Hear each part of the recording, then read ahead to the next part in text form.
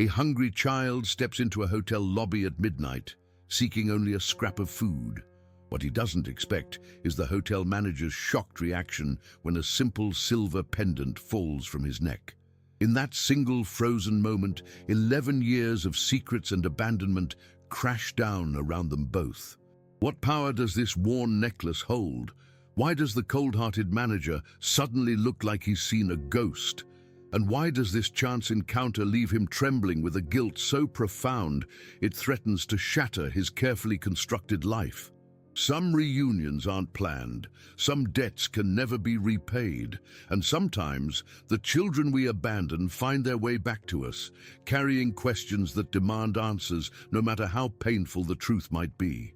Follow our channel for more heart-wrenching true stories that will leave you questioning everything you thought you knew about family, forgiveness, and second chances. Like and comment to let us know where you're watching from.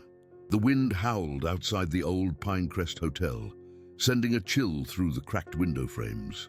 It was that peculiar time of night, just before midnight, when even the neon vacancy sign seemed to flicker with exhaustion, casting intermittent red shadows across the worn lobby carpet. Behind the reception desk, Richard Whittaker straightened his tie for the third time that hour. At 42, he wore his position as hotel manager like armor: pressed shirt, polished shoes, and the permanent frown of someone who'd spent a lifetime perfecting the art of keeping others at arm's length. The Pinecrest wasn't much anymore, just a 3-star establishment off Highway 78 in rural Pennsylvania. But it was his domain, and he ruled it with cold efficiency. "Ms. Parker, those towels need to be restocked before you clock out," he called to the young receptionist, who was clearly eager to end her shift. "Already done, Mr. Whittaker," she replied, not meeting his gaze. The rain outside grew heavier, drumming against the windows like impatient fingers. Whittaker checked his watch.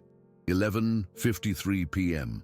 7 more minutes, and he could retreat to his apartment on the top floor, pour himself the same 2 fingers of whiskey he allowed himself each night, and fall asleep to the sound of late-night television.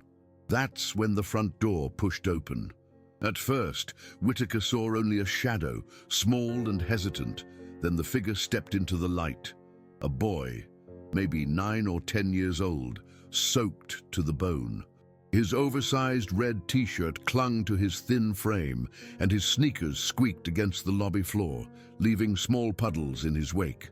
"We're full," Whittaker said automatically, the lie coming easily. The Pinecrest hadn't been full in years. The boy didn't speak immediately. He just stood there, water dripping from his dark hair, creating a small pool around his feet. There was something in his face, a quiet determination that seemed out of place on someone so young. "I said we're full," Whittaker repeated more firmly this time. Ms. Parker shot him a look but said nothing. Finally, the boy spoke. His voice was soft but steady. "I don't need a room," he said. Do you have any food? Anything from the kitchen? Even leftovers would be okay." Whittaker's jaw tightened. This wasn't the first time someone had wandered in looking for handouts. The hotel's location near the highway made it a beacon for all sorts of desperate people. "This isn't a soup kitchen," he said coldly. "There's a shelter 10 miles down in Mapleton." The boy's shoulders slumped slightly, but he didn't move toward the door.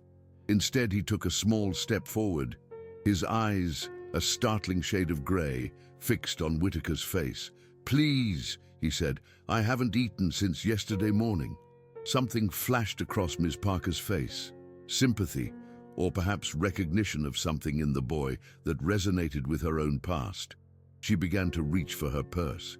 "Ms. Parker," Whittaker cut in sharply, "don't encourage this." The boy's hand moved to his neck, clutching something beneath his shirt. A nervous gesture.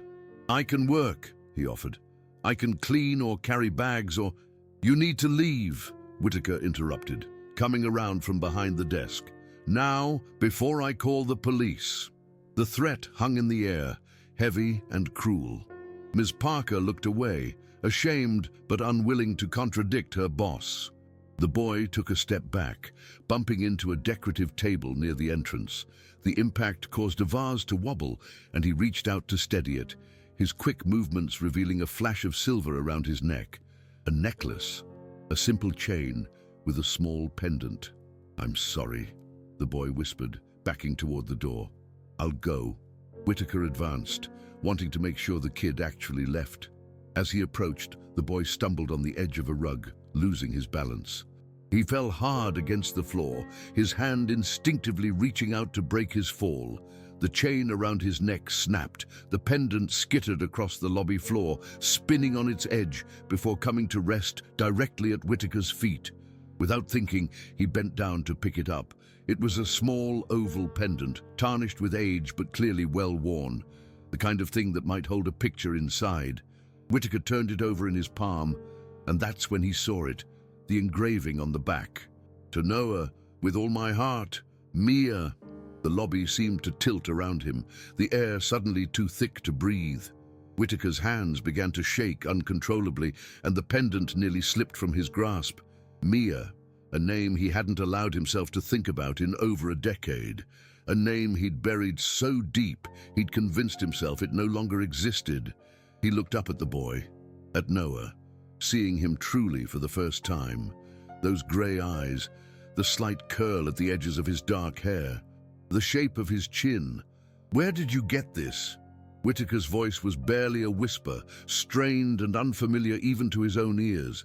The boy had already scrambled to his feet, his expression changing from desperation to fear.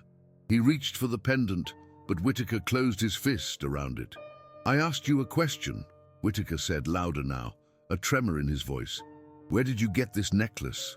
Ms. Parker stepped forward, alarmed by her boss's sudden intensity. "Mr. Whitaker, I don't think—" "It's mine," the boy said defensively. "My mom gave it to me." "Your mother," Whitaker repeated, the words feeling like glass in his mouth. "What's her name?" A flash of confusion crossed Noah's face, then wariness. He backed away toward the door. "Give it back," he said, "please. It's all I have left of her." Left of her. The words hit Whitaker like a physical blow. He staggered slightly, gripping the edge of a nearby chair for support. "Her name," he insisted, his voice cracking. "Tell me her name." Lightning flashed outside, illuminating the lobby in a harsh white light. For a split second, the boy's face was cast in sharp relief, revealing a constellation of freckles across his nose, freckles that Whitaker knew all too well, that he'd once traced with his fingertip in the early morning light of a different life. "Mia," the boy finally said, his voice small but defiant. "Mia Sullivan." The name echoed through the empty lobby like a gunshot. Ms. Parker looked between them, sensing the sudden, inexplicable tension. Whitaker couldn't breathe. The room spun around him as memories he'd spent years suppressing came flooding back. A young woman with auburn hair and those same grey eyes. Her smile, her tears, her growing belly, and the terror that had filled him when he realized what it meant. The life he'd run from, the responsibilities he'd abandoned, the promises he'd broken. "Why are you here?" Whitaker asked, his voice hollow. "How did you find me?" Noah's expression hardened, a glimpse of something older and wiser than his years flashing across his face. "I didn't know I would," he said simply. "I was just hungry." The stark simplicity of the statement was devastating. Whitaker looked down at the pendant, still clutched in his palm, at the words etched into its surface. "With all my heart." He thought he might be sick. "Mr. Whitaker." "Ms." Parker's voice seemed to come from far away. "Are you all right?" He wasn't all right. Nothing was all right. The boy standing before him, this small, hungry child with Mia's eyes and his own freckles, was a living, breathing indictment of the worst thing he'd ever done. And now, impossibly, inexplicably, fate had delivered his abandoned son directly to his doorstep. "Get out," Whitaker whispered, his voice trembling as he pointed toward the hotel's double doors. "Get out, now." "Miss..." Parker's eyes widened in shock. "Mr. Whitaker, he's just a child." "You're dismissed for the night, Miss Parker." The words came out like ice shards. "Now." She hesitated, glancing at the boy with evident concern, then gathered her purse and reluctantly headed for the employee exit. The heavy door closed behind her with a soft thud, leaving Whitaker alone with the child who had upended his carefully constructed world in less than 5 minutes. Noah stood frozen, rainwater still dripping from his clothes onto the lobby's faded carpet. His eyes darted between Whitaker and the front door, calculating whether he could make a dash for it. "The necklace," Noah said, his voice small but determined. "Please give it back." Whitaker looked down at his clenched fist, the silver pendant digging into his palm. He slowly opened his fingers, staring at the inscription that burned like acid into his vision. "To Noah, with all my heart, Mia." A memory surfaced unbidden, Mia's voice soft and hopeful as she showed him the pendant at the county fair. "I know it's silly, but I want our baby to have something special, something that shows how much we loved each other before he was even born." Loved. Past tense. Even then, somehow, she had known. "Where is she?" Whitaker finally managed to ask, his throat constricting around the words. Noah's expression shifted, becoming guarded. "Why do you care?" The question hit Whitaker like a physical blow. Why did he care now, after all these years? After walking away from a pregnant girlfriend with nothing but $500 and a promise never to contact him again. The silence stretched between them, broken only by the steady drumming of rain against the windows and the distant rumble of thunder. Finally, Noah spoke again, his voice barely audible. "She's gone." 2 simple words that created a vacuum in the room, sucking all the air from Whitaker's lungs. "What do you mean, gone?" he asked, though some part of him already knew the answer. Noah's shoulders straightened, a peculiar dignity appearing in his posture despite his soaked clothes and hollow cheeks. "Cancer. 3 weeks ago." The pendant slipped from Whitaker's grasp, hitting the carpet with a muted sound that seemed to echo in the silent lobby. Mia. Dead. The mother of his child, a woman he'd once sworn to love forever before fear had consumed him, was gone from this world. And her son, their son, had somehow found his way here, to him. "How did you find me?" Whitaker asked again, his voice sounding foreign to his own ears. Noah bent down and retrieved the pendant, carefully threading the broken chain through his fingers. "I didn't," he repeated, a hint of frustration in his voice. "I told you, I was just hungry." Whitaker ran a hand through his graying hair, struggling to process the impossibility of this coincidence. "But this hotel, this town, how did you end up here of all places?" The boy's gaze shifted to the floor. "We were staying at Mrs. Wilson's boarding house in Mapleton. Mum was getting treatments at County General after she—" He swallowed hard. "After, Mrs. Wilson said I could stay 2 more weeks, but then I had to go to foster care." His fingers tightened around the pendant. "So I left." "You've been on your own for a week?" Whitaker asked, horrified despite himself. Noah nodded slightly. "I was trying to get to Philadelphia. Someone at the hospital told Mom there's a place there that helps kids like me, but I ran out of money for the bus." He gestured vaguely toward the highway, visible through the lobby windows. "A truck driver dropped me here, said there might be work in town." Whitaker felt dizzy. County General was only 15 miles away. For years, Mia had been that close, fighting for her life, while he had moved on, rebuilt his identity, become someone else entirely. The thought made him physically ill. "You should eat," he said abruptly, the words surprising even himself.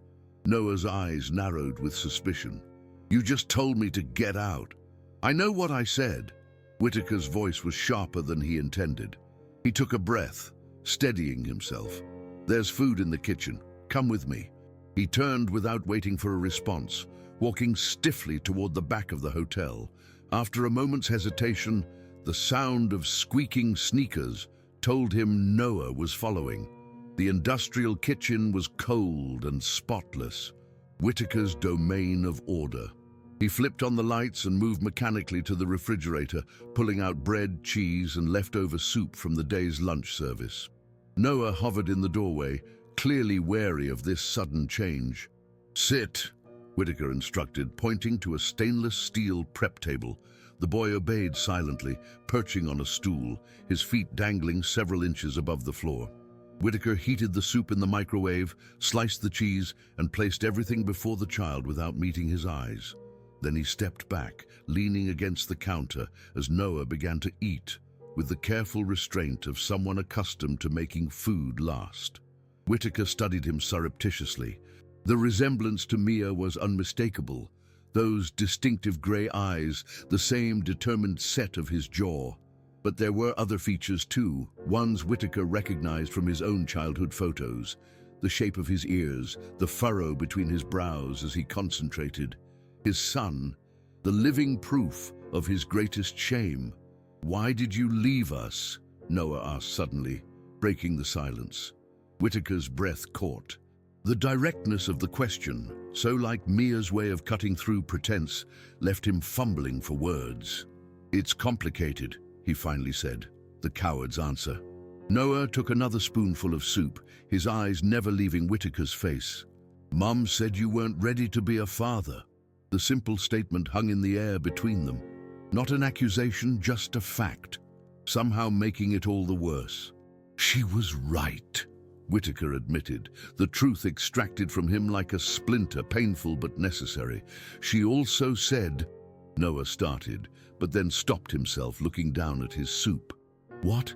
Whitaker found himself desperate to know what Mia had told their son about him. Had she painted him as a monster, a villain, or worse? Had she made excuses for him? Noah seemed to be wrestling with whether to continue. Finally, he set down his spoon and reached into the pocket of his wet jeans, pulling out a folded, water-stained envelope. "She wrote this," he said quietly, sliding it across the steel table. "For you, if I ever found you." Whitaker stared at the envelope, as if it were a live grenade. The handwriting was unmistakably Mia's, the same elegant loop to her M's, the slight tilt to the right. His name was written on the front, Richard Whitaker. Not Rich, the name she had called him in their time together. The formality felt like an accusation. "I can't," he said, pushing back from the table so violently that his chair screeched against the floor. "I can't read this now." Noah continued eating his soup, watching Whitaker with those unsettling grey eyes that seemed to see right through him. The boy had clearly learned to be cautious, to observe before acting. A survival skill no child should need to develop. "You don't have to read it now," Noah said finally, his voice measured. "She said you probably wouldn't want to." The simple statement cut deeper than any accusation could have. Mia had known him, truly known him, even at the end. "It's late," Whitaker said abruptly, desperate to change the subject. "You need to sleep." Noah finished the last of his soup, scraping the bowl clean with his spoon. "I can sleep in the lobby," he offered, "just until morning." The suggestion sent a wave of shame through Whitaker. His son, the boy he'd abandoned before birth, was asking permission to sleep on a lobby couch. "There's a room," he said, his voice gruff. "Room 212. It's vacant. You can stay there tonight." Noah slid off the stool, hesitating for a moment. "What about tomorrow?" "We'll figure it out tomorrow," Whitaker replied, the weight of the situation pressing down on him. "One step at a time." He led the boy through the service corridor and up the back stairs, avoiding the main areas where an early arriving guest might spot them. Room 212 was small but clean, with twin beds and a view of the parking lot. Whitaker flicked on the lights and stood awkwardly in the doorway while Noah took in his surroundings. "Bathrooms through there," Whitaker gestured. "There should be clean towels." Noah nodded, clutching his backpack, a tattered thing that had once been red, to his chest. The pendant gleamed against his shirt, the broken chain knotted to keep it from falling. "Thank you," he said, the politeness clearly ingrained by Mia. Whitaker nodded stiffly. I'll check on you in the morning." He closed the door and leaned against the wall outside, his heart hammering in his chest. What was he doing? This wasn't a stray dog he could take in for the night and decide about later. This was his son, a child he'd chosen to abandon, a responsibility he'd fled from with shameful desperation. And now Mia was gone, and the boy was alone in the world. The thought of Mia lying in a hospital bed, facing death without him there, knowing their son would be left alone, it was unbearable. Whitaker pushed himself away from the wall and headed downstairs to his office behind the reception desk. Inside, he locked the door and pulled out the bottom drawer of his filing cabinet, retrieving a half-empty bottle of bourbon. He didn't bother with a glass, taking a long swallow directly from the bottle, welcoming the burn in his throat. The envelope sat on his desk, seemingly innocent, yet charged with a decade of unspoken words. Whitaker took another drink before picking it up, turning it over in his hands. It wasn't sealed, just tucked closed, as if Mia hadn't been entirely certain she wanted it read. With trembling fingers, he pulled out a single sheet of pale blue stationery, her favorite color. "Dear Richard," it began, not "Dear Rich" or even "Rich." The distance in that single word felt like a chasm. "If you're reading this, it means Noah has found you somehow, and I am gone. There are so many things I wanted to say to you over the years, but I'll keep this brief. You made your choice long ago, and I made mine. Noah is a good boy, bright, kind, and stronger than any child should need to be. He has your stubborn streak and your dimples when he really smiles. He deserves better than what life has dealt him, but don't we all? I never told him you abandoned us. I told him you weren't ready to be a father. It was the kindest truth I could offer. Whether you decide to be part of his life now is your choice. But know this, if you turn him away, if you reject him a second time, you will be exactly the man I've spent 11 years trying not to believe you were. I'm not asking for your love, or even your guilt. I'm asking for your decency. Noah will need someone when I'm gone. If that can't be you, at least help him find his way to my sister Sarah. She doesn't know about him. We lost touch years ago, but she would take him in. Last I heard, she was working at the Grand Hotel in Erie. For what it's worth, I forgave you long ago. Not for your sake, but for mine and for Noah's. We couldn't carry that weight and survive. Always, Mia." Whitaker's hands shook violently as he set the letter down. His vision blurred, and for the first time in years he felt tears on his face, hot, shameful tears that he had no right to shed. Mia had forgiven him, forgiven the coward who'd fled when she'd needed him most, the man who'd pretended his own son didn't exist, and now she was asking him, trusting him, to help that son. He took another long drink from the bourbon bottle, hoping the alcohol would dull the razor-sharp edges of his guilt. It didn't. A soft knock at the office door startled him. Hastily wiping his eyes, he called out, "We're closed." "Mr. Whitaker?" The voice was familiar. Ms. Parker, his night receptionist. "I'm sorry to disturb you, but there's something you should know." Cursing under his breath, Whitaker tucked the letter into his jacket pocket and composed himself before opening the door. "I thought I dismissed you for the evening, Ms. Parker." She stood in the hallway, still in her uniform, but with her coat on. Her expression was tense. "You did, but I came back. I was worried about the boy." "The situation is under control," Whitaker said stiffly. "He's staying in 212 tonight." Ms. Parker bit her lip. "That's not why I came back. I recognized him, Mr. Whitaker." Whitaker froze. "What do you mean you recognized him?" "The boy, Noah. I knew his mother." She hesitated. "Mia Sullivan. She used to come into the diner where I worked before I started here. She would bring him sometimes when he was younger." The coincidence seemed impossible. "You knew Mia?" Ms. Parker nodded slowly. "Not well, but she was hard to forget. She was always kind, even when she was clearly struggling." She paused. "She mentioned once that Noah's father lived around here. That's why they'd moved to Mapleton for her treatments. She thought being closer might somehow, I don't know, give Noah a chance to know his father, I guess." The words were like physical blows. Mia had moved closer in her final months, hoping against hope that he might step up, even after everything. "Why are you telling me this?" Whitaker asked, his voice hoarse. Ms. Parker met his gaze directly. "Because the look on your face when you saw that necklace told me everything I needed to know. He's your son, isn't he? The early morning light filtered through the thin curtains of room 212, casting soft shadows across the worn carpet. Whitaker stood in the doorway, a tray of breakfast in his hands, staring at the empty bed. The sheets were rumpled, the pillow still bearing the indentation of Noah's head, but the boy himself was gone. "Noah!" he called, setting the tray down on the small desk by the window. The bathroom door was open, revealing an empty shower stall. The towels hung untouched on their racks. A surge of panic rose in Whitaker's throat. He checked under the beds, in the closet, behind the curtains, ridiculous places for an 11-year-old to hide. But the irrationality of fear drove him. Nothing. Then he spotted it. The window, cracked open just enough for a small body to squeeze through. A glance outside revealed a narrow ledge that connected to the fire escape. Noah had slipped away while the hotel still slept. Damn it! Whitaker slammed his fist against the wall, the pain barely registering through his rising anxiety. The boy was gone. His son was gone. And with him, Whitaker's chance to what?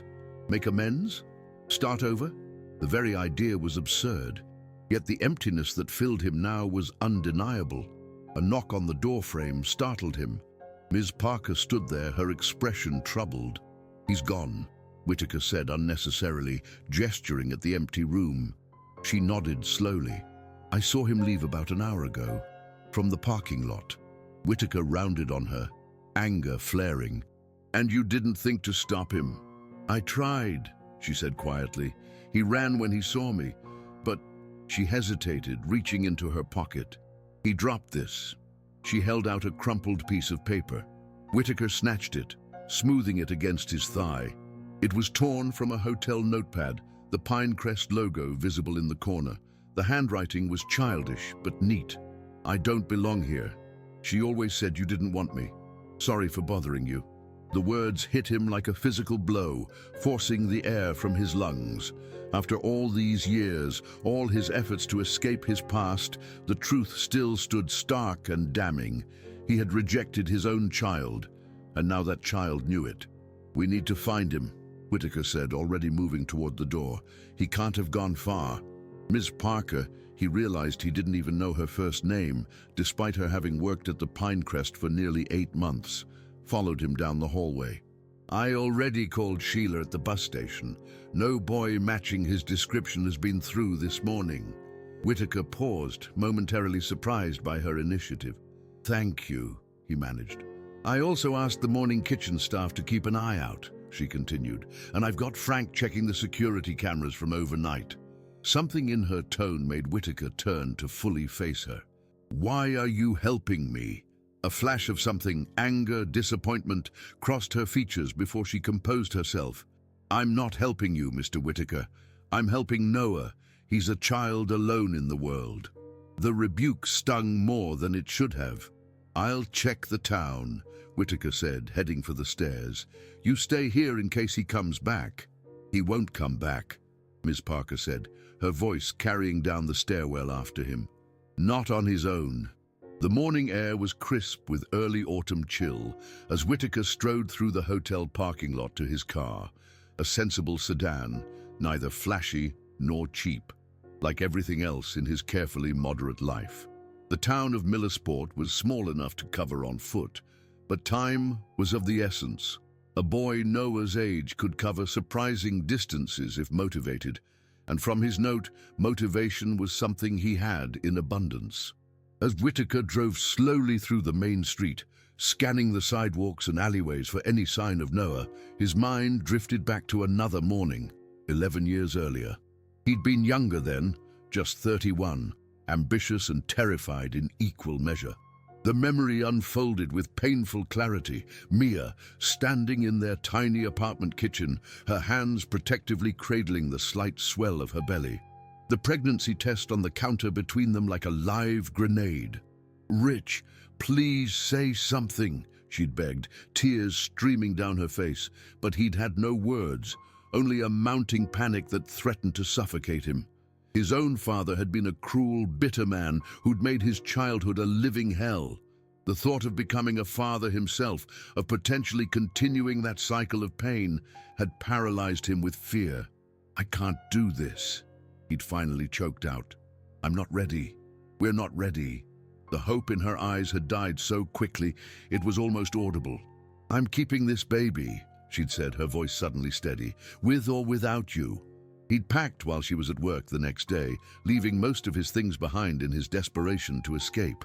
The envelope with $500, all he could spare, sat on the kitchen table with a hastily scrawled note. "I'm sorry, I can't be what you need." The memory made him physically ill now.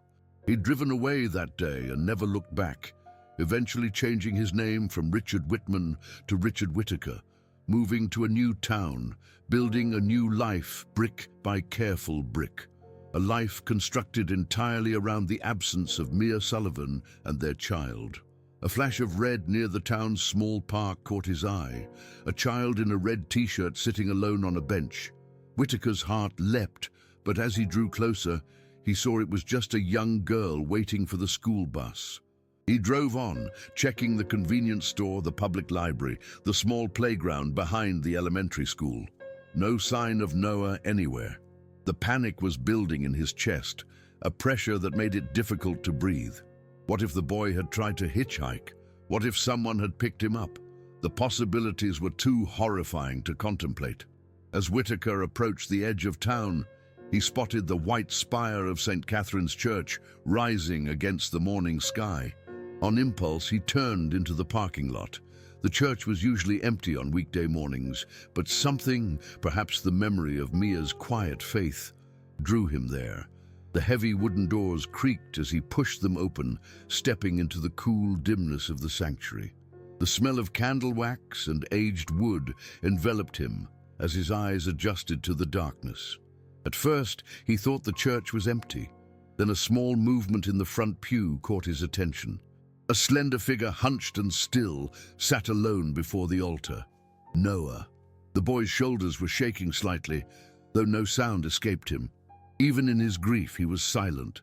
A child who had learned that the world rarely stopped to listen to his pain. Whittaker moved forward slowly, his footsteps echoing on the stone floor. Noah didn't turn, didn't acknowledge his presence in any way. "Noah," Whittaker said softly, stopping a few feet away. "I've been looking everywhere for you." Noah didn't turn around. The morning light filtered through the stained glass windows, casting fragments of color across his small frame, blues and reds that made him look even more fragile, like something already broken. "Why?"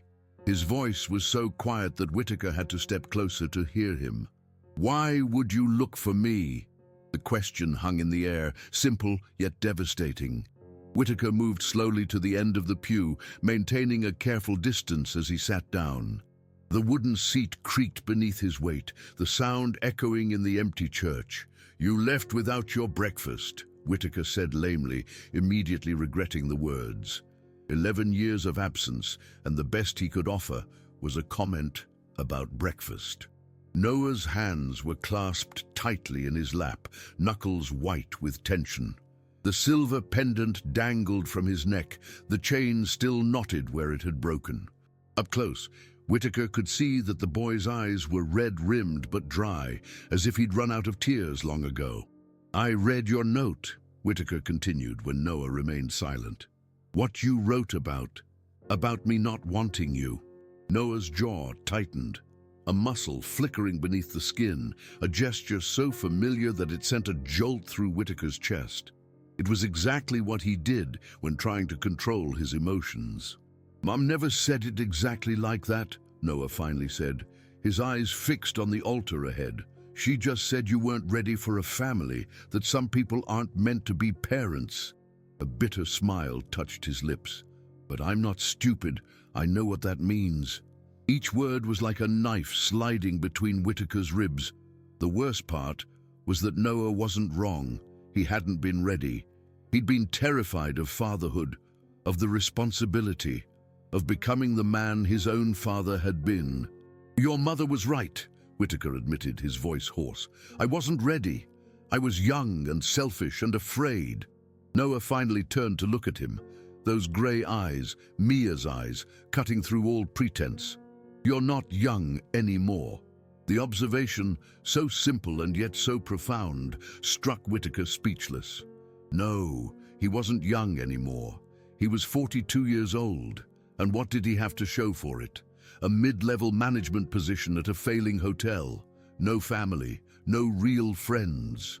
Just a carefully constructed facade of respectability that had begun to crumble the moment Noah walked through the door. "No," Whitaker agreed. "I'm not." A shaft of sunlight broke through the clouds outside, sending a beam of golden light through the rose window above the altar. It illuminated the dust motes floating in the air between them, making the silence feel almost tangible. "She kept all your letters," Noah said suddenly, his voice small but clear in the quiet church. Whitaker's breath caught. "What letters?" "The ones you sent after I was born. She kept them in a blue box under her bed." Noah's fingers twisted around the pendant.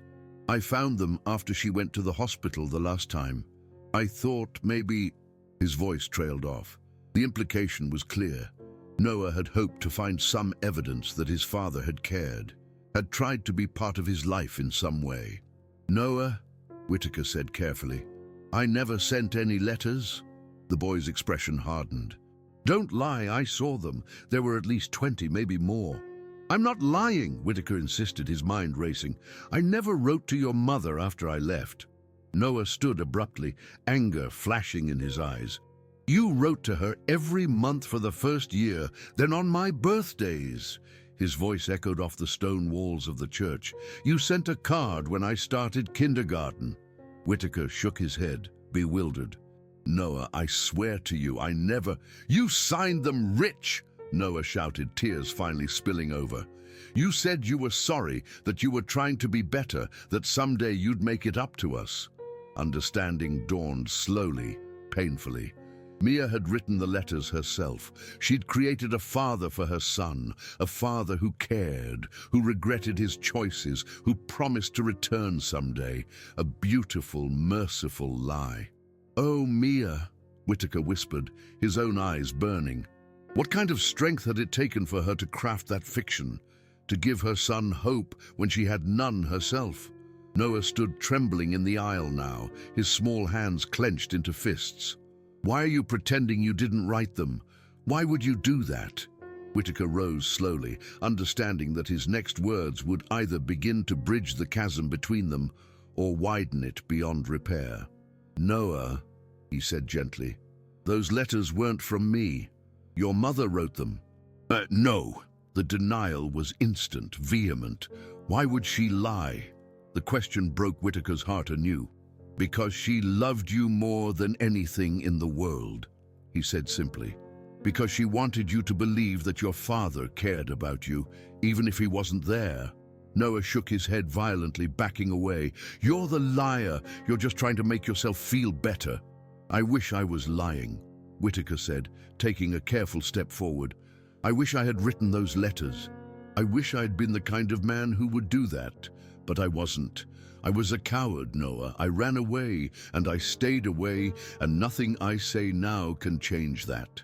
The brutal honesty seemed to reach the boy in a way that no comfort could have. He stilled, his breath coming in ragged gulps as he fought to control his emotions. "She knew she was dying," Noah said finally, his voice barely audible. "For months before she told me. She made me promise to find you after she was gone." The revelation hit Whitaker like a physical blow. "Find me? But you said—" "I said I didn't know I would find you at the hotel," Noah clarified, wiping roughly at his tears. "I knew you lived in Millersport. Mom told me before she—" He swallowed hard. "Before?" Whitaker felt lightheaded. "She knew where I was all this time?" Noah nodded, his expression unreadable. "She said she saw your name in the paper a few years ago. Something about the hotel renovation. That's why we moved to Mapleton when she got sick. She thought maybe—" He didn't finish the sentence, but he didn't need to. Mia had brought their son close, hoping that in her final days, Whitaker might step up and take responsibility. hoping against hope that the man who had abandoned them might finally become the father their child deserved. And now here they stood, in the silent church, the weight of 11 years of absence between them. "I don't want to go to foster care," Noah said finally, his voice steadier now. "I don't want to live with strangers." The unspoken question hung in the air between them, a fragile thread that Whitaker was terrified to grasp. What was he supposed to say? That he would take in this child he barely knew? That he could suddenly become a father after a lifetime of running from that very responsibility? But looking at Noah, this brave, broken boy who had Mia's eyes and his own stubborn chin, Whitaker knew there was only one answer he could give. "You won't," he said softly. "You won't go to foster care." The walk back to the hotel felt like crossing a great divide. Noah walked 3 steps ahead of Whitaker, his small backpack slung over one shoulder, his posture rigid with unspoken tension. The morning had grown warmer, the small town now alive with activity, shop owners sweeping their storefronts, mail carriers making their rounds, a school bus rumbling past filled with children Noah's age, children with homes and families and certainties that Noah no longer possessed. Whitaker watched his son navigate the sidewalk, noting how the boy instinctively moved out of everyone's way, making himself smaller, less noticeable. It was the behavior of someone used to being overlooked, of having to navigate a world not designed to accommodate him. "Noah!" Whitaker called, quickening his pace to catch up. "Wait!" The boy slowed but didn't stop, his eyes fixed on the cracked concrete beneath his worn sneakers. "We need to talk about what happens next," Whitaker said, falling into step beside him. "Legally, I mean." Noah's shoulders tensed. "What do you mean, legally?" Whitaker ran a hand through his hair, struggling to find the right words. "I'm your father, but I've never been officially recognized as such. There's paperwork, procedures. If you're going to stay with me, we need to do this properly." Noah stopped walking, turning to face Whitaker with an expression that seemed far too old for his young face. "Are you saying you want custody of me?" The directness of the question made Whitaker falter. Did he want custody? Could he truly commit to raising this child after 11 years of deliberate absence? The enormity of it threatened to overwhelm him. "I'm saying," he began carefully, "that I want to do right by you, whatever that means." A bitter smile touched Noah's lips. That's not really an answer. No, it wasn't. But it was all Whitaker could offer at that moment, a tentative step toward responsibility, not the wholehearted embrace of fatherhood that Noah deserved. They continued walking in silence, the Pinecrest Hotel coming into view ahead, its faded sign and peeling paint suddenly emblematic of Whitaker's own life, maintained on the surface, but crumbling underneath. As they approached the entrance, Ms. Parker emerged from the lobby, her expression brightening at the sight of Noah. "You found him!" she exclaimed, genuine relief in her voice. Then, addressing Noah directly, "You had us worried, young man." Noah mumbled an apology, his eyes downcast. "Ms. Parker," Whitaker said, "could you cover the front desk for the rest of the morning? Noah and I need to sort some things out." She nodded, glancing between them with a mixture of curiosity and concern. "Of course. Take all the time you need." Inside, Whitaker led Noah to his small office behind the reception area. The room reflected Whitaker's personality, neat, functional, devoid of personal touches, save for a single framed diploma on the wall. No photographs, no mementos, nothing to suggest a life outside these walls. "Sit," he said, gesturing to the chair across from his desk. Then, realizing how cold it sounded, "Please." Noah perched on the edge of the chair, his backpack clutched in his lap like a shield. Whitaker took a deep breath. "There's something I need to show you." He unlocked the bottom drawer of his filing cabinet, the same drawer where he kept his emergency bourbon, and removed a small box. It was plain cardboard, worn at the edges, sealed with yellowing tape. With careful fingers, he broke the seal and opened the lid. Inside lay the physical remnants of his life with Mia, A handful of photographs, movie ticket stubs, a small velvet jewelry box containing a ring he'd never had the courage to give her. And at the bottom, a folded document, creased and faded from being handled repeatedly in the first years after his departure. Whitaker removed it with trembling fingers and placed it on the desk between them. "What is that?" Noah asked, his curiosity momentarily overcoming his wariness. "Your birth certificate," Whitaker said quietly. "The original." Noah's eyes widened. "How do you have that?" "I requested a copy," Whitaker admitted. "6 months after you were born. I told myself it was just curiosity, but I kept it all these years." Noah reached for the document hesitantly, as if it might burn him. He unfolded it carefully, his eyes scanning the official text, lingering on the names listed. Mother, Mia Elizabeth Sullivan. Father, Richard James Whitman. Whitman? Noah looked up, confusion in his eyes. "Not Whitaker?" Whitaker nodded slowly. "I changed my name when I moved here. Started over. Became someone else. Someone who wasn't my father," Noah said, the hurt evident in his voice. "Yes," Whitaker acknowledged, the simple admission costing him more than he'd expected.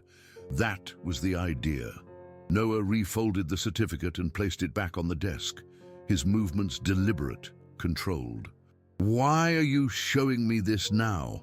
Whitaker leaned forward, elbows on the desk, forcing himself to meet his son's gaze directly. "Because I want you to understand something. Legally, I am your father. My name is on that certificate. What I did, leaving, changing my name, it doesn't change that fact. If you want to stay with me, we have a legal basis to make that happen." Hope flickered briefly in Noah's eyes before being quickly suppressed. "And if I don't want to stay with you?" The question stung, but Whitaker forced himself to answer honestly. "Then we'll find another solution. Your mother mentioned her sister in her letter, Sarah, in Erie. We could try to locate her."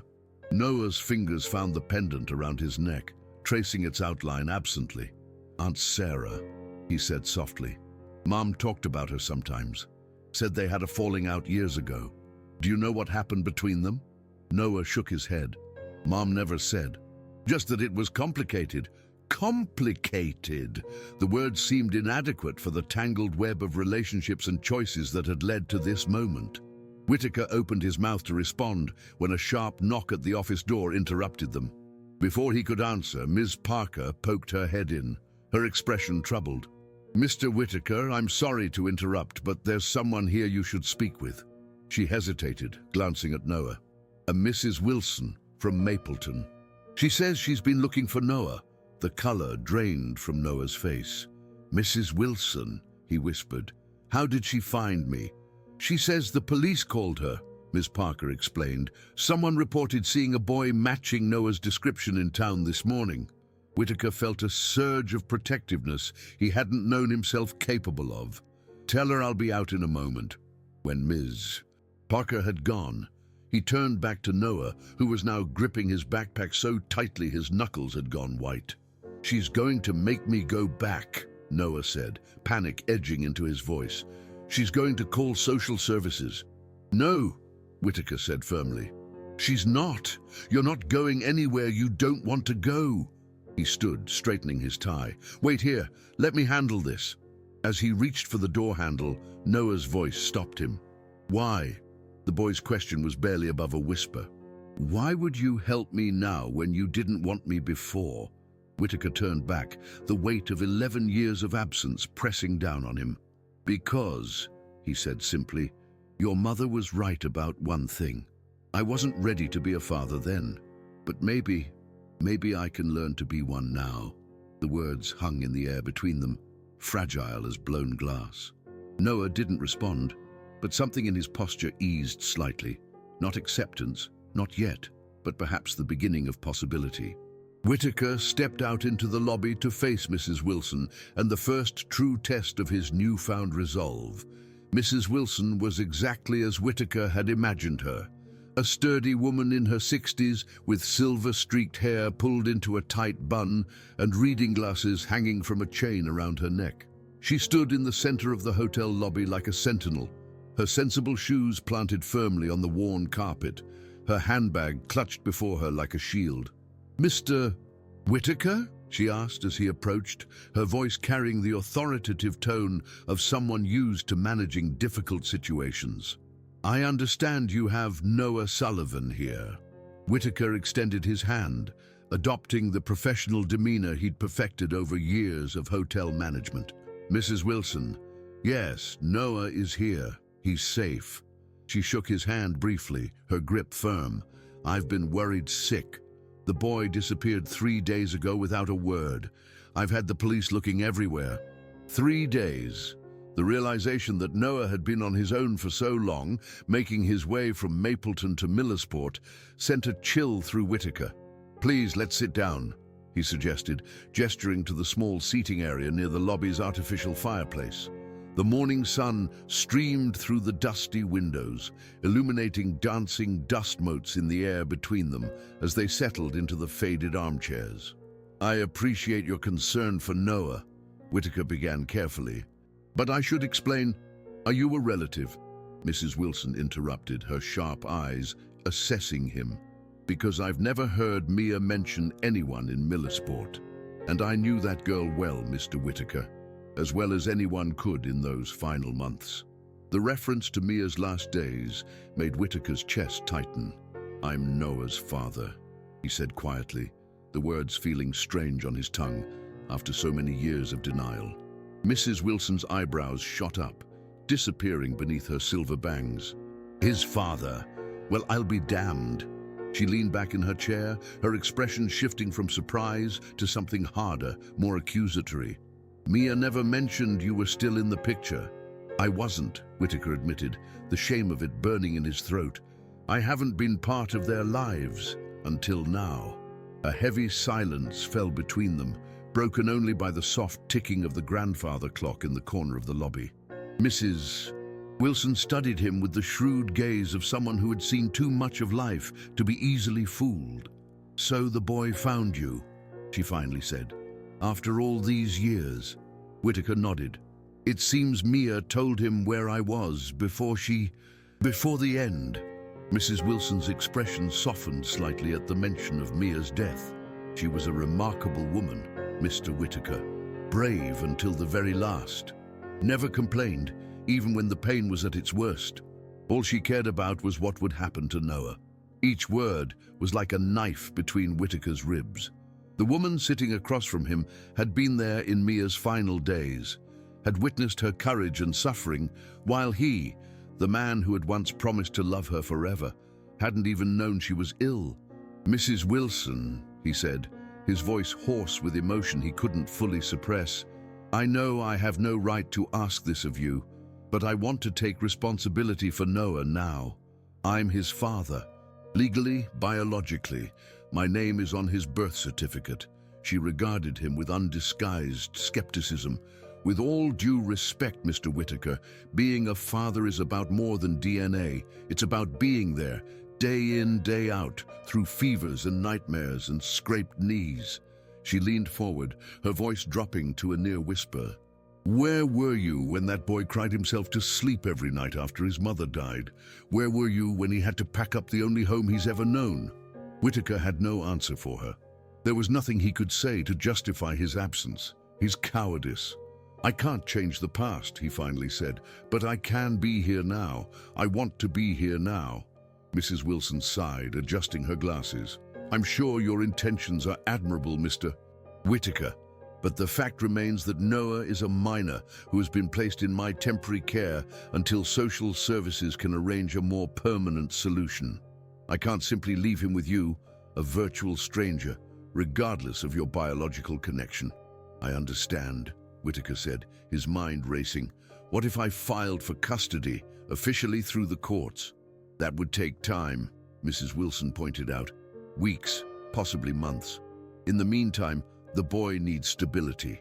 "He can stay here," Whitaker insisted. "With me, I have room in my apartment upstairs. You can inform social services of his whereabouts, let them know he's with his father, while the legal process unfolds." Mrs. Wilson studied him intently, as if trying to peer into his soul. And what happens when you realize that parenthood isn't as simple as providing a bed and meals? What happens when the reality of raising a grieving, traumatized child becomes too much for you? Will you run again, Mr. Whitaker?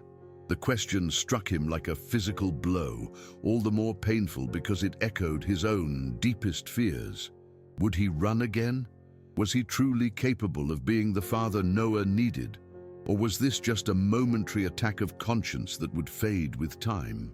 Before he could respond, Miss Parker approached, her expression troubled. "Mr. Whitaker," she said quietly, "Noah is asking for you. He seems upset." Whitaker rose immediately, a surge of protective instinct taking him by surprise. "Excuse me, Mrs. Wilson." He found Noah pacing the small confines of his office, the boy's face pale with anxiety. When Whitaker entered, Noah froze, his eyes wide with fear. "Is she taking me back?" he asked, his voice small but steady. Whitaker closed the door behind him and knelt to meet Noah at eye level, something he couldn't remember ever doing with a child before. "No," he said firmly. "Not if you don't want to go." Relief washed over Noah's features, quickly followed by suspicion. "How can you stop her? She's my legal guardian now." "I'm your father," Whitaker said, the words coming more easily this time. "And I'm going to file for custody. It may take some time to make it official, but you can stay here with me while we sort it out." Noah's gaze was penetrating, searching for any sign of insincerity. "You really want me to stay?" The vulnerability in the question made Whitaker's throat tighten. Did he want this? The truth was, he didn't know if he was capable of being a father, of being the father this boy deserved. But he knew, with sudden and overwhelming certainty, that he had to try. "Yes," he said simply, "I want you to stay." Noah seemed to consider this, his small fingers absently tracing the outline of the pendant around his neck. "Mrs. Wilson is nice," he said finally. "She tried to help after Mom. But her house smells like cats and she makes me drink warm milk before bed." The unexpected complaint, so ordinary, so childlike, startled a small laugh from Whitaker. "Well, I don't have any cats, and I promise never to make you drink warm milk." A ghost of a smile touched Noah's lips, the first Whitaker had seen, before quickly disappearing.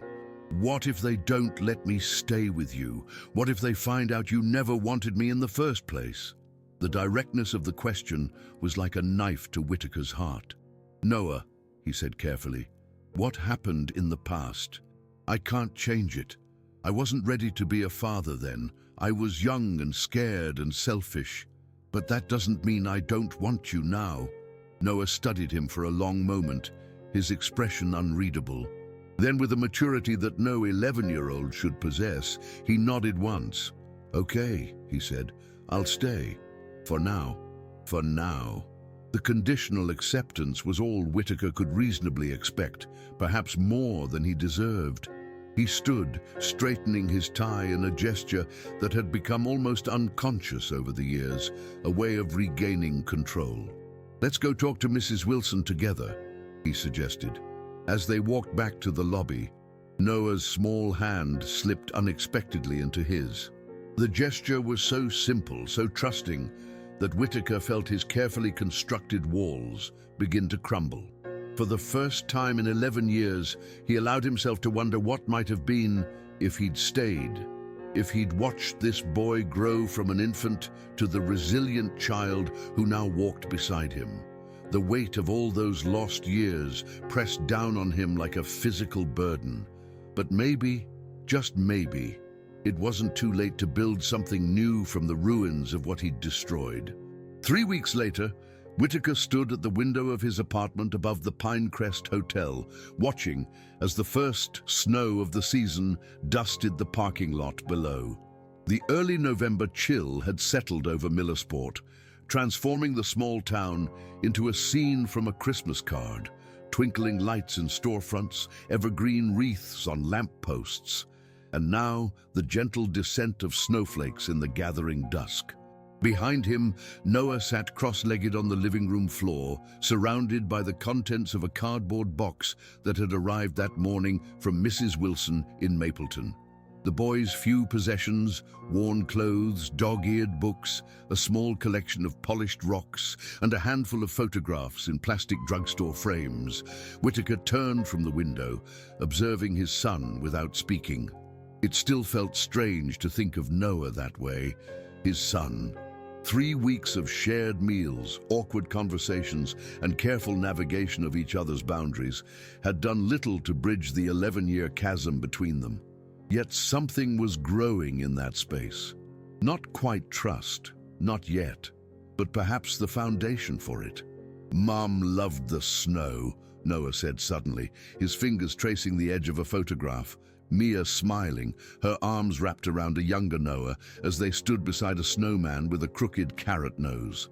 Whitaker moved closer, lowering himself to sit on the edge of the sofa. "She did," he agreed softly.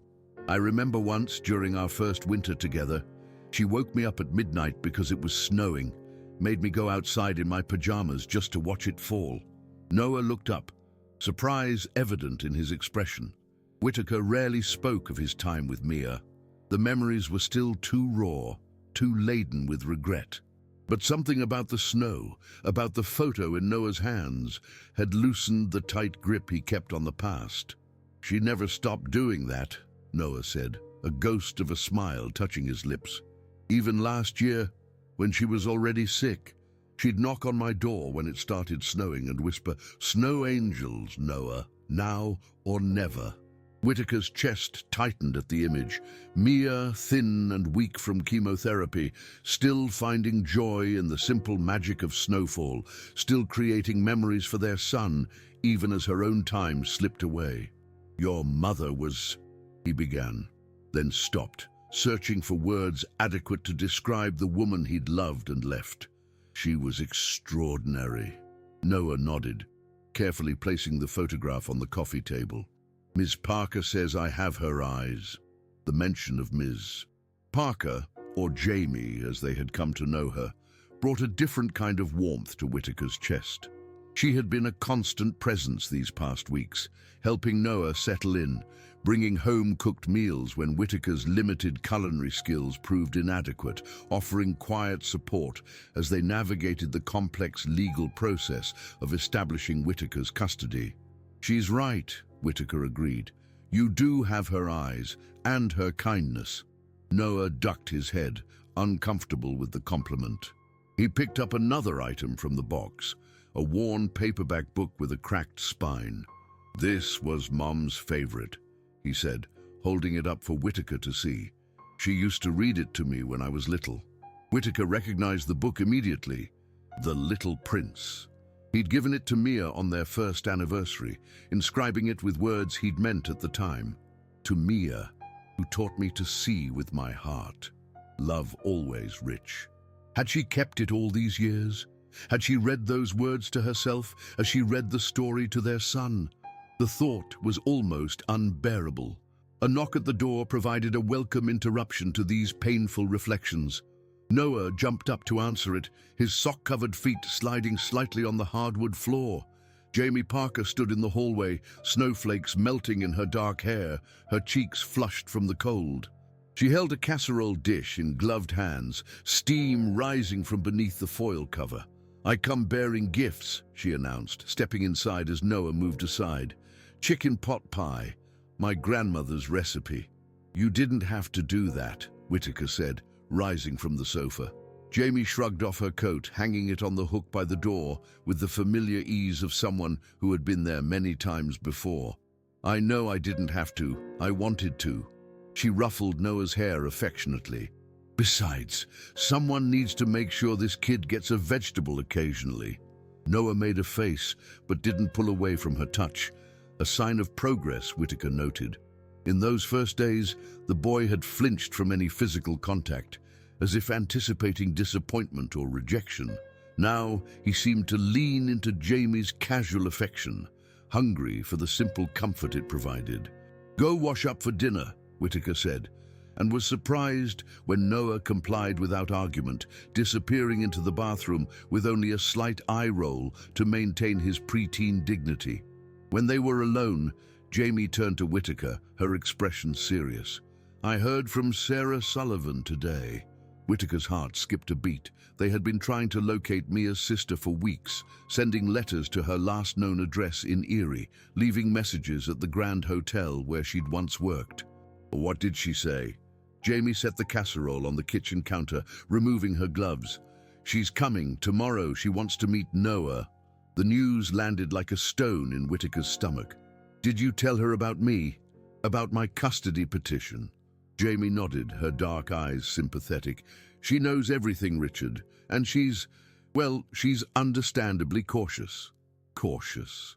A polite way of saying that Sarah Sullivan likely viewed him as the man who had abandoned her sister and nephew, who had caused them years of pain and struggle, who was now, conveniently, stepping up to play father only after Mia was gone.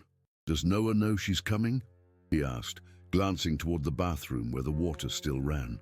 Not yet, Jamie said. I thought you might want to tell him yourself. Whitaker ran a hand through his hair, a gesture of uncertainty that had become more frequent in the weeks since Noah had entered his life. What if she wants to take him? What if he wants to go with her? The question had haunted him since they'd begun searching for Sarah.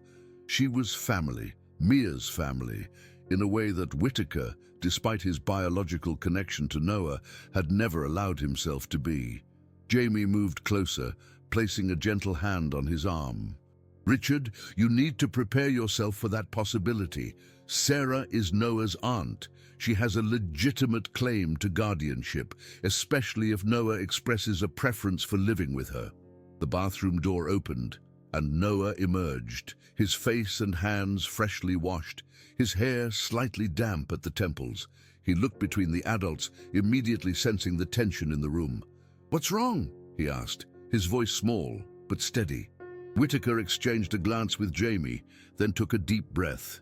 "Nothing's wrong," he assured his son. "But we have some news. Your Aunt Sarah, your mother's sister, she's coming to see you tomorrow." Noah's eyes widened, a complex mixture of emotions crossing his face: surprise, confusion, hope, and something like fear. Aunt Sarah? But Mom always said they didn't talk anymore, that they had a fight. "People can work through their differences," Jamie said gently, "especially when it matters most." Noah's fingers found the pendant around his neck, a gesture that had become habitual when he was anxious or uncertain. "Does she want me to live with her?" he asked, cutting to the heart of the matter with characteristic directness. "I don't know," Whitaker admitted. "Maybe. Would you want that?" The question hung in the air between them, heavy with implications. 3 weeks was nothing in the grand scheme of things, a mere drop in the ocean of Noah's life. Yet Whitaker was surprised by how desperately he wanted the boy to stay, by how quickly this child had carved out a space in his carefully ordered existence. Noah looked down at his socked feet, then back up at Whitaker, his grey eyes, Mia's eyes, serious and thoughtful. "I want to read Mom's letter again," he said finally. "The one she wrote to you, before I decide. Sometimes the roads we choose to escape our past lead us right back to where we need to be." Richard Whitaker thought he could outrun responsibility, change his name, and bury his mistakes. But fate had other plans.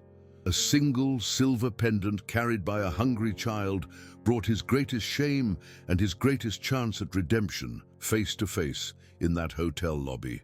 What would you do if given a second chance to repair your deepest regrets? Would you have the courage to face the pain you caused, to look into the eyes of those you abandoned, and try to build something new from the ashes of what you destroyed?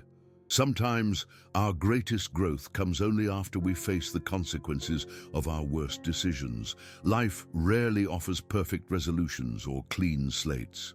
Instead, it gives us moments to choose differently, to be braver than we were yesterday, to put someone else's needs before our own fears. Richard's journey with Noah is just beginning, but perhaps it teaches us that it's never too late to try to become the person someone else believed we could be. If this story touched your heart, please take a moment to like, share, and subscribe to our channel for more powerful stories of redemption, forgiveness, and the complicated ties that bind us together as human beings. Let us know in the comments, what would you have done in Richard's shoes?